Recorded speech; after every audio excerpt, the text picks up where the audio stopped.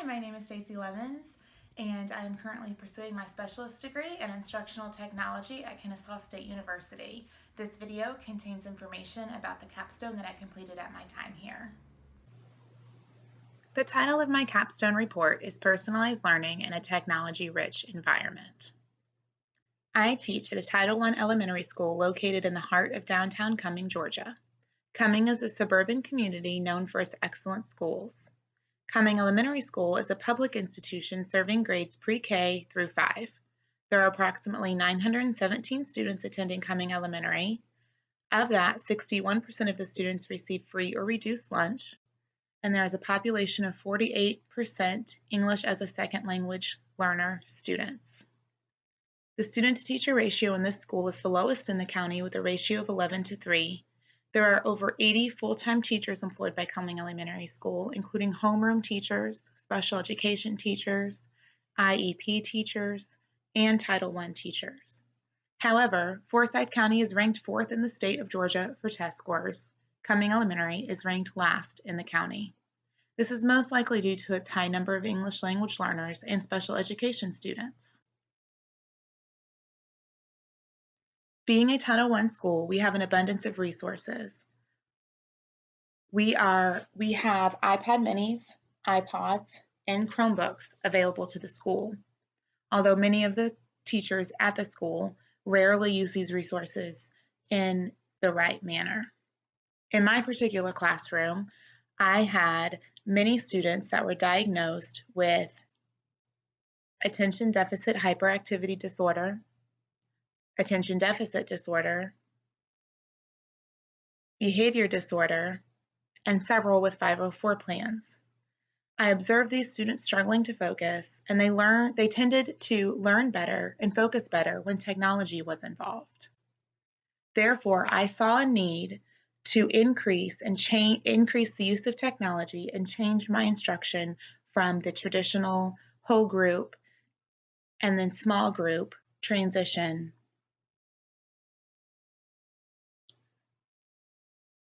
Therefore, I created this capstone where my objectives were to identify the students that need additional technology tasks to increase their focus, to increase the focus of these students in the classroom through the use of technology, therefore increasing the test scores of these students through the use of technology. Some of the deliverables that came out of this capstone were a survey that was administered to students that included a Likert scale of things that interested the student, a survey for the teachers that included a Likert scale of measures they have taken to increase focus in the classroom, a lesson plan that includes differentiation, including a larger focus on technology in the experimental group, and then alternatively, a lesson plan that does not use technology as heavily in the control group. A pre and post test were administered to both groups to measure the effectiveness of the lesson plans, and a feedback sheet, including a Likert scale to measure the daily level of focus. I ended up only using my own class as a control and experimental group. I teach 2 different blocks of students. The block with the highest number of students that were unfocused due to their unmedicated diagnosis was the group that I chose as my experimental group. The PSC standard that this capstone addresses is the 3rd standard, which is the Digital Learning Environments domain of the PSC standards.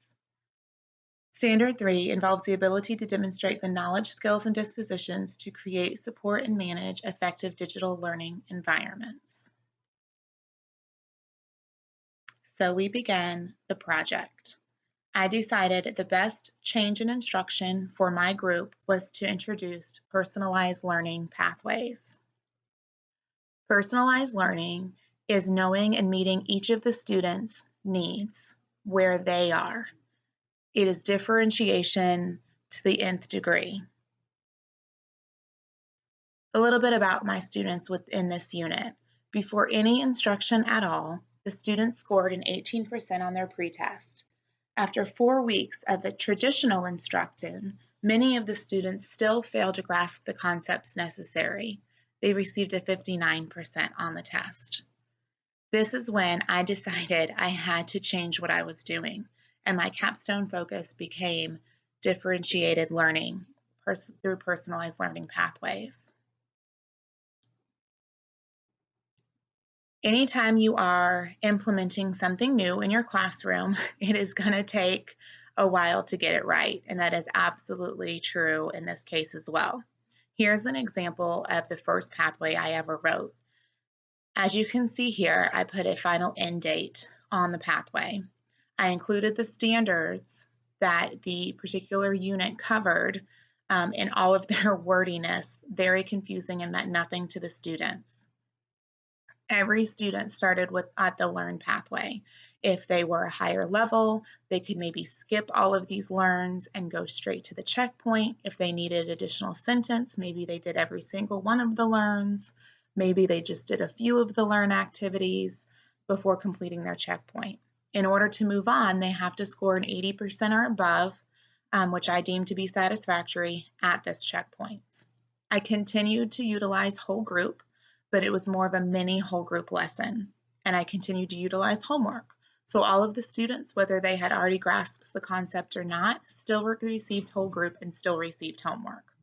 After they completed this checkpoint, they continued on to practice. Again, these choices are theirs. If they completely grasped the concept and didn't need any practice, they could go straight to the next checkpoint, again, having to receive an 80% or better. In this initial pathway, I included extend activities specific to that one standard here. Then I went on to the next standard in the unit, a learn pathway, a practice pathway, and an extend pathway. This really didn't prove to be one of the best ways to implement personalized learning pathways, so I decided to adapt and change. And here is an example of one of my most recent pathways. So this is not the pathway that I used during my capstone, but I felt it important to share.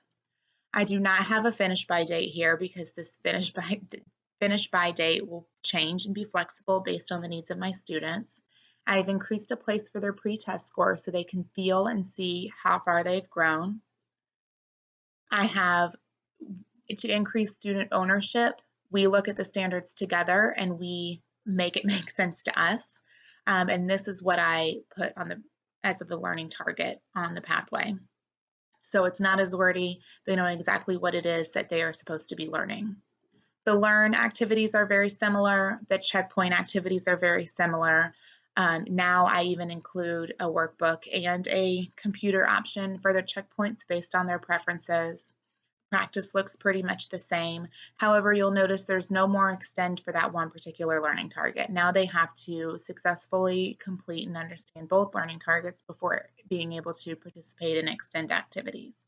So again, a little less wordy right here, a learn pathway, a practice pathway. Then at the end of those 4 checkpoints, they turn in their pathways to me and they get the Unit 3 county assessment, which assesses their knowledge on both of the learning targets. After they have successfully completed the county assessment, that's when they can complete the extend activities. And these activities usually keep these students busy and preoccupied and stretched until the rest of the class has caught up to them and where they are.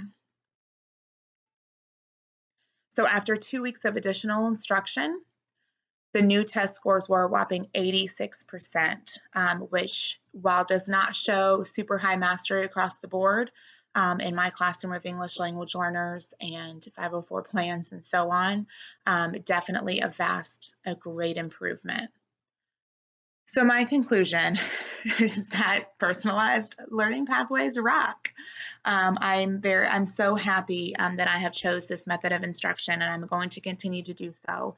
And I've learned as I've continued to teach that every personalized pathway is going to look different in every single class. Like I mentioned before, I teach 2 different blocks. It looks very different in each of those blocks. Some of the students aren't ready to take really full ownership of their own learning. Therefore, I have to guide them a little bit more. Others are doing just great on their own, and I don't have to guide them at all, just check in with them every now and then. Advice that I would give to anyone going into this situation would to keep an open mind. I'm a very passionate person, and it's hard to admit that my way is not the right way for everyone. It's also hard to admit that what I did in the beginning was not the right thing for everyone. So I'm going to continue to grow. I'm going to continue to overcome. I'm going to continue to adapt. I've experienced so much professional growth throughout my capstone.